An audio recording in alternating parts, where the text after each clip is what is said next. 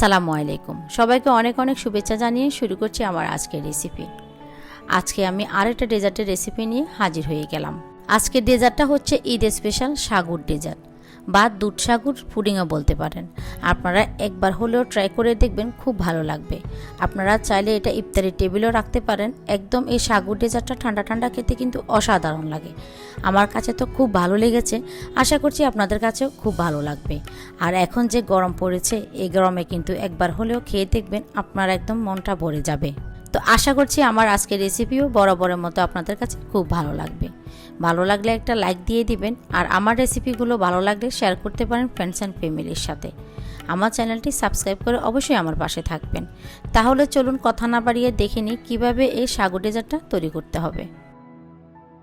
সাগুর ডেজার্টটি তৈরি করার জন্য এখানে আমি একটা মিক্সিং বলে আধা কাপ সাগু নিয়ে নিচ্ছি। এখন সাগুটাকে নরমাল পানি দিয়ে ধুয়ে নিতে হবে।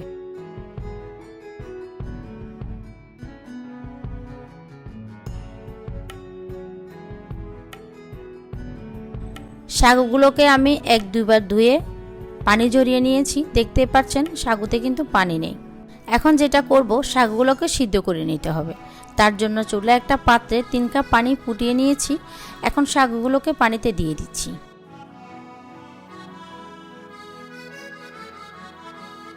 এখন সাগুগুলোকে আমি প্রায় 10 থেকে 12 মিনিট সিদ্ধ করে নেব। তো শাকগুলো প্রায় মোটামুটি সিদ্ধ হয়ে এসেছে। দেখতেই পাচ্ছেন সিদ্ধ হওয়ার পরে শাকগুলো কি সুন্দর দেখাচ্ছে, একদম গ্লাসের মতো দেখাচ্ছে, মনে হচ্ছে মুক্ত সিদ্ধ করে নিচ্ছি। এখন আমি এই পর্যায়ে যখন শাকগুলো একদম কুক হয়ে যাবে, তখন আমি এখানে রেডমেনের অরেঞ্জ ফুড কালার দিয়ে দিচ্ছি হাফ চা চামচের মতো। এটা জাস্ট কালারের জন্য। তো এখন নেড়ে ছেড়ে আবারও কালারটাকে মিশিয়ে নিয়ে চুলা থেকে নামিয়ে নিব। এখন এরকম একটা স্ট্রেনারে আমি শাকগুলো ঢেলে পানি জড়িয়ে নিব। আর শাকগুলো কিন্তু ঠান্ডা পানি দিয়ে ধোয়া যাবে না। ঠান্ডা পানি দিয়ে ধুলে আর শাকের মধ্যে যে আমরা রঙটা ব্যবহার করছি সেটা চলে যাবে, তখন দেখতে আর ভালো লাগবে না।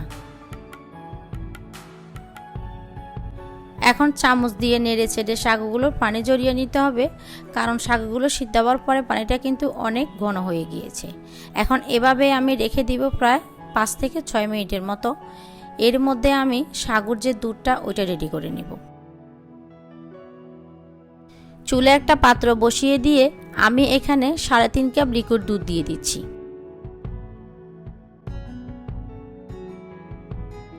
এখন আমি এখানে দিয়ে দিচ্ছি হাফ কাপ চিনি। চিনিটা আপনারা আপনাদের টেস্ট অনুযায়ী বাড়িয়েও কমিয়ে নিতে পারবেন। এখন এখানে আমি 7 গ্রাম চায়না গ্রাস নিয়েছি। চায়না গ্রাসটাকে আমি একটু কুসুম পানি দিয়ে 10 মিনিট ভিজিয়ে রেখেছিলাম। আমার অন্যান্য ডেজার্টের মধ্যে আমি দেখিয়ে দিয়েছিলাম চায়না গ্রাসগুলোকে কীভাবে কেটে পানিতে ভিজিয়ে রাখতে হবে। তো এখন দুধের মধ্যে ঢেলে আমি চুলার আঁচটা মিডিয়াম ফ্লেমে করে একদম দুধটা বলক আসা পর্যন্ত অপেক্ষা করছি। আর আমার অন্যান্য ডেজার্টের মধ্যে কিন্তু কিভাবে চায়না গ্রাস কেটে ভিজিয়ে রাখতে হয় আমি সেটা শেয়ার করেছি, তার জন্য এই ডেজার্টের মধ্যে আমি সেটা শেয়ার করিনি। তো ডেসক্রিপশন বক্সে আমার ডেজার্টের রেসিপি দেওয়া থাকবে, চাইলে আপনারা দেখে আসতে পারবেন। তো প্রায় 5 থেকে 6 মিনিট জাল করে আমি একদম চায়না গ্রাসগুলোকে গলিয়ে নিয়েছি। এখন আমি সিদ্ধ করা সাগুটা দিয়ে দিচ্ছি। আপনারা চাইলে এখানে চায়না গ্রাস ব্যবহার করতে না চাইলে আগার আগার পাউডারটা ব্যবহার করতে পারবেন, কিন্তু আমার কাছে মনে হয় আগার আগার পাউডারটা ঝামেলা। অনেক সময় দেখা যায় ভালো ব্র্যান্ডের আগার আগার পাউডার না হলে ডেজার্ট বসে না। আমার কাছে চায়না গ্রাস দিয়ে ডেজার্ট বসাতে খুব ইজি মনে হয়, তার জন্য আমি সবসময় আমার সব ডেজার্টে কিন্তু আমি চায়না গ্রাস দিয়ে তৈরি করে থাকি। তো এদিকে কথা বলতে বলতে আমি সাগুটাকে দিয়ে একদম দুধের সাথে মিশিয়ে নিয়েছি। চুলার আঁচটা একদম লো ফ্লেমে করে আমি মিশিয়ে নিয়েছি। সাগুর পুডিংটা বসানোর জন্য এখানে আমি একটা পাত্র নিয়েছি, আর এখানে তেল ব্রাশ করে দিচ্ছি। আপনারা আপনাদের ইচ্ছে মতো যে কোনো পাত্রে আপনারা সাগুর পুডিংটা বসাতে পারেন। এখন আমি সাগু আর দুধটা ঢেলে দিচ্ছি। সাগু আর দুধটা ঢেলে দিয়ে আমি 10 মিনিটের জন্য একটু নর্মাল তাপমাত্রায় রাখবো। এরপরে আমি 2 ঘন্টার জন্য ফ্রিজে রেখে দিব। 2 ঘন্টার জন্য আমি নর্মাল ফ্রিজে রেখে দিয়েছিলাম। দেখুন কি সুন্দরভাবে সেট হয়ে গিয়েছে। এখন এটাকে আমি একটু মোল্ড আউট করে নিব, আর তার জন্য একটা টুথপিক দিয়ে খুবই আস্তে আস্তে করে চারপাশটাকে ছাড়িয়ে নিতে হবে। এখানে কিন্তু নাইফ ব্যবহার করা যাবে না, যেহেতু সাগর ডেজার্টটা অনেক সফট, তার জন্য।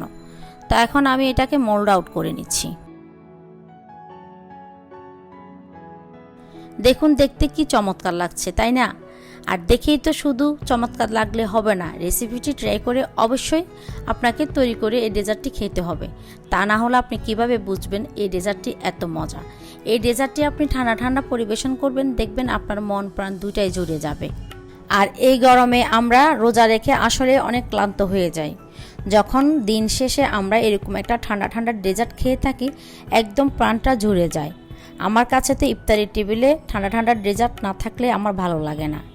আশা করছি আমার আজকের রেসিপি আপনাদের খুব ভালো লেগেছে।